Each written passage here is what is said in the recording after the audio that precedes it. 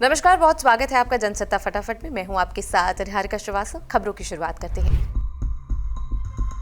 भारतीय कुश्ती महासंघ के पूर्व अध्यक्ष और पूर्व बीजेपी सांसद ब्रजभूषण शरण सिंह कुश्ती के गढ़ चरखी दादरी पहुंचे। चरखी दादरी ओलंपिक पदक विजेता और कांग्रेस विधायक विनेश फोगाट का होम टाउन है। कई खाप पंचायतों ने ब्रजभूषण के इस दावे का विरोध किया था। इसके बावजूद आयोजकों ने निमंत्रण पर ब्रजभूषण सिंह पहुंचे तो इसे राजपूतों के शक्ति प्रदर्शन के तौर पर देखा। कई पहलवानों ने ब्रजभूषण सिंह पर आरोप लगाए थे कि जब वो WFI के प्रमुख थे तो उन्होंने महिला पहलवानों का यौन शोषण किया था। इसको लेकर विनेश फोगाट ने उनके खिलाफ सबसे मुखर आवाज उठाई थी। गंभीर आरोपों का सामना कर रहे ब्रजभूषण सिंह को पहलवान रचना परमार को सम्मानित करने के एक कार्यक्रम में चीफ गेस्ट के तौर पर बुलाया गया था।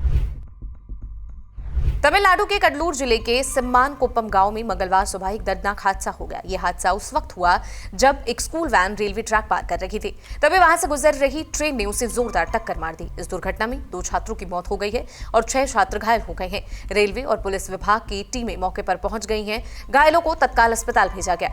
दक्षिण रेलवे ने इस हादसे पर कहा कि आज सुबह करीब 7:45 पर छात्रों को ले जा रही एक वैन ने कुड्डालूर और अलपक्कम के बीच railway level crossing gate number 170 को पार करने की कोशिश की और ट्रेन नंबर 56813 विल्लुपुरम और मलियाटूथुराई पैसेंजर से टकरा गई। दुखद रूप से 6 छात्र घायल हो गए हैं और उन्हें कुड्डालूर से सरकारी अस्पताल में भर्ती करा दिया गया है। मेडिकल रिलीफ वैन के साथ एक रेलवे रिलीफ ट्रेन को घटनास्थल पर भेज दिया गया है।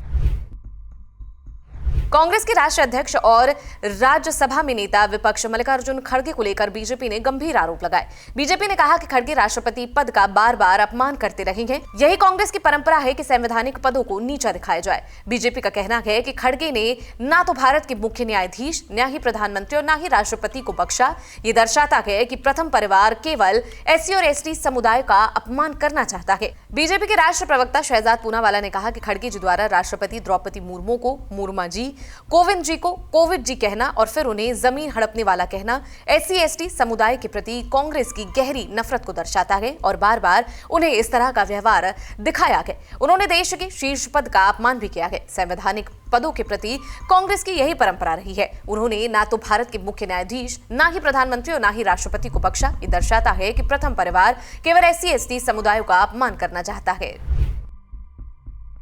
इस हफ्ते की शुरुआत में सोमवार को दिल्ली NCR में जमकर बारिश हुई। इसके अलावा पिछले कुछ दिनों से हिमाचल प्रदेश से लेकर उत्तराखंड और यूपी बिहार तक जमकर बारिश देखने को मिल रही है। मौसम विभाग का अनुमान है कि अगले 2 से 3 दिनों तक मौसम में किसी तरह के बदलाव की संभावनाएं नहीं है। मौसम विभाग ने आज भी दक्षिण से लेकर उत्तर और पूर्वोत्तर तक अलग अलग क्षेत्रों में बारिश को लेकर अनुमान जारी कर दिया गया। साथ ही बारिश के अनुमान के चलते ही अलर्ट भी जारी कर दिया गया।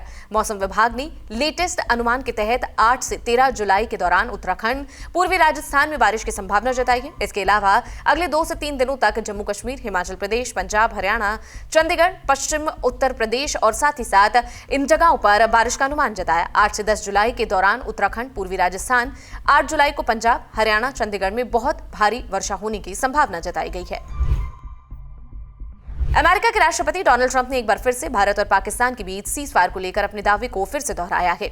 उन्होंने कहा कि उनके प्रशासन की कूटनीतिक कोशिशों की वजह से ही दोनों देशों के बीच संभावित युद्ध को टालने में मदद मिली थी। इसे रोकना वाकई बेहद ही जरूरी था। इजराइल के प्रधानमंत्री बेंजामिन नेतन्याहू की मेजबानी के दौरान पत्रकारों से बात करते हुए डोनाल्ड ट्रंप ने इस बात पर जोर दिया था कि उन्होंने देशों को वार्निंग दी थी कि वो लड़ाई जारी रखते हैं तो ट्रेड डील में शामिल नहीं होंगे। उन्होंने खुद भी सीज़फायर का क्रेडिट ले लिया। डोनाल्ड ट्रंप ने कहा कि हमने बहुत सी लड़ाइयां रोकी थी, इनमें से बहुत बड़ी लड़ाई भारत और पाकिस्तान के बीच थी। हमने व्यापार के मुद्दों पर भी इसे रोका है। हम भारत और पाकिस्तान के साथ काम कर रहे हैं। हमने कहा था कि अगर आप लड़ने वाले हैं तो हम आपके साथ बिल्कुल भी काम नहीं करेंगे। वो शायद परमाणु लेवल पर थे। इसे रोकना वाकई महत्वपूर्ण था। तो आज की खबरों में बस इतना ही। बाकी की देश दुनिया की खबरों के लिए बने रहे जनसत्ता के साथ। नमस्कार।